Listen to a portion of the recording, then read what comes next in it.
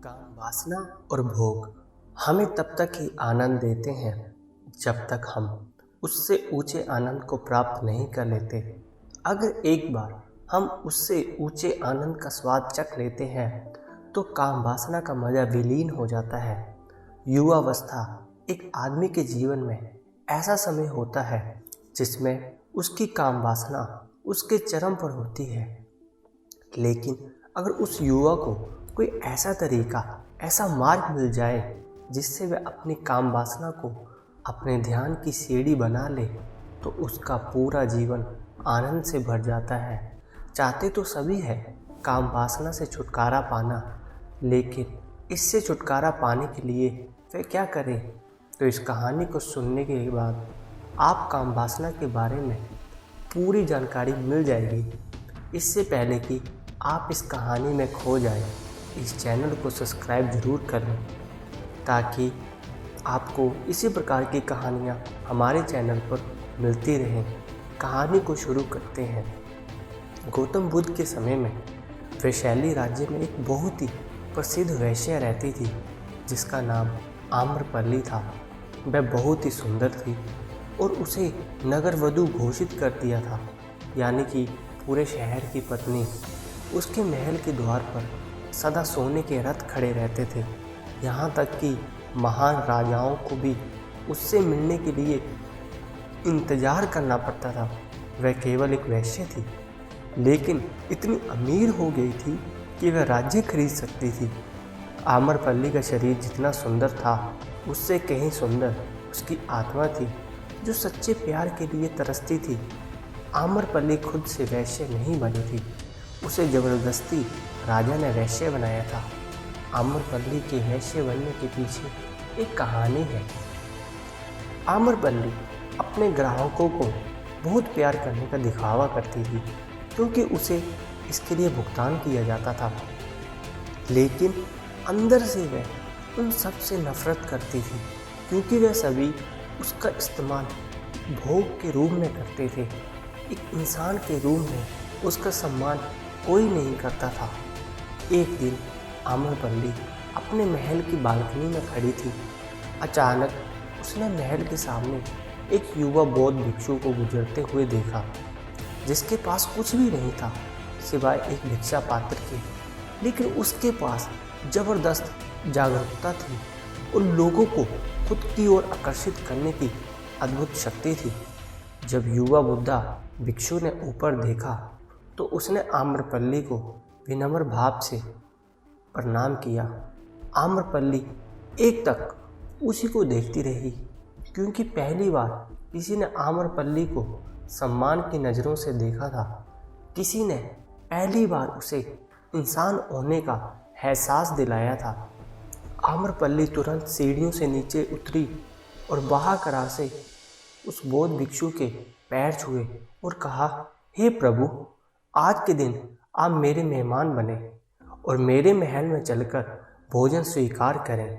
इसके बाद आम्रपल्ली ने कहा, कृपया मेरे निमंत्रण को ना करें क्योंकि पहली बार मैंने किसी को निमंत्रण दिया है। मुझे हजारों बार राजाओं, सम्राटों द्वारा आमंत्रित किया गया है, लेकिन मैंने कभी किसी को आमंत्रित नहीं किया है। ये मेरा पहला निमंत्रण है। युवाओं ने सम्मानपूर्वक आम्रपल्ली का निमंत्रण स्वीकार करते हुए भोजन किया। भोजन देने के बाद आम्रपल्ली ने कहा, प्रभु, आज से 3 दिनों के बाद बारिश का मौसम शुरू होने वाला है जो कि 4 महीनों तक रहेगा और मैं आपको अपने घर में 4 महीने रहने के लिए आमंत्रित करती हूँ। आने वाले 4 महीनों के लिए ये महल आपका आश्रय होगा। मैं आपको पूर्ण रूप से आश्वस्त करती हूँ कि मैं आपको किसी भी प्रकार से आपको ध्यान में बाधा नहीं बनूंगी, बल्कि जितना मुझसे हो सकेगा आपके ध्यान की सुविधा को सुगम बनाने का प्रयास करूंगी। युवा बुद्धा भिक्षु ने कहा, माफ़ कीजिए देवी, लेकिन इस विषय में मैं स्वयं निर्णय नहीं ले सकता। मैं आपके प्रस्ताव के विषय में बुद्ध से पूछ लूँगा। अगर वह मुझे अनुमति देंगे तो मैं आपके महल में आश्रय अवश्य स्वीकार करूँगा, इतना कहकर वह बौद्ध भिक्षु वहाँ से चला गया। इससे पहले कि वह बौद्ध भिक्षु बुद्धा के पास पहुँचता और आम्रपल्ली के प्रस्ताव के बारे में कुछ बताता, उससे पहले वहाँ पर मौजूद अन्य भिक्षु बुद्ध के पास पहुँच गए थे। बुद्ध से कहा, आप उस युवा भिक्षु को रोकिएगा। आम्रपल्ली ने उसे 4 महीने रहने के लिए अपने घर पर बुलाया है। आम्रपल्ली एक वैश्य है। एक भिक्षु एक वैश्य के घर में 4 महीने रहे, ये सही नहीं है। इससे हमारे संघ में गलत संदेश जाएगा। बुद्ध ने कहा, कृपया आप लोग शांत हो जाएं और उसके आने की प्रतीक्षा करें। थोड़ी देर बाद वह बौद्ध भिक्षु बुद्ध के पास आया, बुद्ध के पैर छुए और उन्हें पूरी कहानी सुनाते हुए कहा, बुद्ध, नगर आम्रपल्ली नाम की महिला ने मुझे बारिश के 4 महीने अपने घर पर रहने के लिए आमंत्रित किया है। मैंने उसके निमंत्रण का अभी तक कोई जवाब नहीं दिया है। मैंने उससे कहा है, अगर आप मुझे उसके घर पर रहने की आज्ञा देंगे तभी मैं उसके घर पर रहने जाऊंगा। आप जो कहे मैं वही करूंगा। उस भिक्षु ने आम्रपल्ली के विषय में वैश्य शब्द का प्रयोग न करते हुए केवल महिला शब्द का प्रयोग किया। बुद्ध ने उस युवा भिक्षु की आंखों में देखा और कहा, तुम रह सकते हो। तभी अचानक एक बूढ़ा भिक्षु खड़ा हुआ और बोला, बुद्ध, ये सही नहीं है। ये एक भिक्षु सच्चाई छुपा रहा है। इसका कहना है कि आम्रपल्ली नाम की एक महिला ने अपने घर पर रहने के लिए इसे आमंत्रित किया है, लेकिन वह महिला नहीं है, वह एक वेश्य है। बुद्ध ने कहा, मैं जानता हूँ, और क्योंकि इसने वैश्य शब्द का प्रयोग नहीं किया, इसका अर्थ है कि इसके मन में उसके लिए सम्मान का भाव है, इसलिए मैं इसे वहाँ रहने की अनुमति दे रहा हूँ। वहाँ मौजूद हजारों भिक्षुओं को विश्वास हो नहीं रहा था। बुद्ध ने एक युवा भिक्षु को एक वैश्य के घर में रहने की अनुमति दे दी थी। अगले 3 दिनों के बाद वह युवा भिक्षु आम्रपल्ली के घर रहने के लिए चला गया। उसके जाते ही वहाँ पर उपस्थित अन्य भिक्षुओं उसके विषय में तरह तरह की बातें बनाने लगे। बुद्ध ने सभी को शांत करते हुए कहा, मुझे मेरे ऊपर विश्वास है, मैंने उसकी आंखों में देखा है, उसके भीतर तनिक भी भोग की इच्छा नहीं थी। अगर उस भिक्षु का ध्यान गहरा है तो वह आम्रपल्ली के हृदय को परिवर्तित कर देगा। अगर भिक्षु का ध्यान गहरा नहीं है तो आम्रपल्ली अपने शरीर आकर्षण से भिक्षु को परिवर्तित कर देगी। ये एक प्रश्न है ध्यान और शारीरिक आकर्षण का, जिसका उत्तर हमें 4 महीने के बाद मिलेगा। बुद्ध की बात सुनकर वहाँ पर उपस्थित भिक्षुओं ने कहा, बुद्ध, उस भिक्षु पर बहुत अधिक भरोसा करके आप एक जोखिम कदम उठा रहे हैं। वह भिक्षु युवा है और आम्रपल्ली बहुत सुंदर है। समय प्रारंभ हुआ, वर्षा ऋतु के 4 महीने बीत गए और वह युवा भिक्षु वापस आ गया। उसने आते ही बुद्ध के पैर छुए और उसी के भिक्षु के पीछे आम्रपल्ली भी आई हुई थी। उसी भिक्षु ने आम्रपल्ली को बुद्ध से परिचय करवाते हुए कहा, ये आम्रपल्ली है और ये आपसे दीक्षित होना चाहती है। ये एक अनोखी महिला है।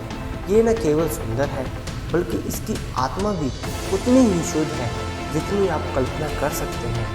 आम्रपल्ली ने बुद्ध के पैर छुए और कहा, जब मैंने युवा भिक्षु को पहली बार देखा तो मैं भिक्षु को प्रेम करने लगी थी। इसीलिए मैंने इस युवक को अपने सौंदर्य से कई बार आकर्षित करने का प्रयास किया, लेकिन मैं पूर्ण रूप से असफल रही। इसके बजाय इस युवा भिक्षु ने मुझे ध्यान के प्रति जागरूक किया और एहसास कराया कि वास्तविक जीवन भोग नहीं अपितु ध्यान है। इसलिए बुद्ध, मैं अपनी सारी संपत्ति आपके भिक्षुओं को दान में देना चाहती हूँ और शेष जीवन ध्यान में बिताना चाहती हूँ। इसके बाद आम्रपल्ली बुद्ध के शिष्यों में पहली महिला हुई जिन्होंने आत्मज्ञान की प्राप्ति हुई। बुद्ध ने अपने पंथ में सभी शिक्षकों से यही कहा, यदि हम वैश्यों की संस्कृति से डरते हैं तो उस डर का उस वैश्य से कोई लेना देना नहीं है, बल्कि वह डर तुम्हारे बेसुध मन की उपज है। क्योंकि तुमने अपनी कामुकता को दबा दिया है और काम ऊर्जा को दबाया नहीं जा सकता, इसको केवल रूपांतरित किया जा सकता है। दोस्तों, हम सभी अपनी काम वासना को ख़त्म करने के लिए उसका दमन करना चाहते हैं, उसको दबाना चाहते हैं, लेकिन काम वासना एक ऊर्जा होती है, एक एनर्जी सोर्स होता है और एनर्जी कभी भी ख़त्म नहीं हो सकती, बल्कि वह रूपांतरित हो सकती है।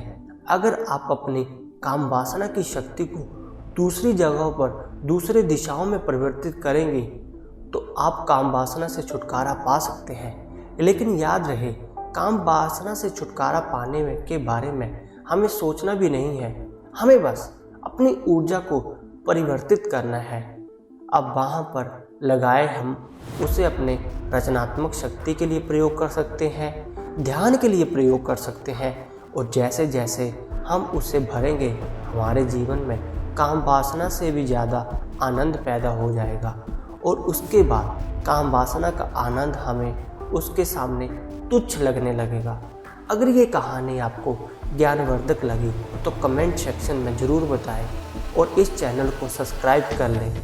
मिलते हैं अगली कहानी में, तब तक अपना ख्याल रखें। धन्यवाद।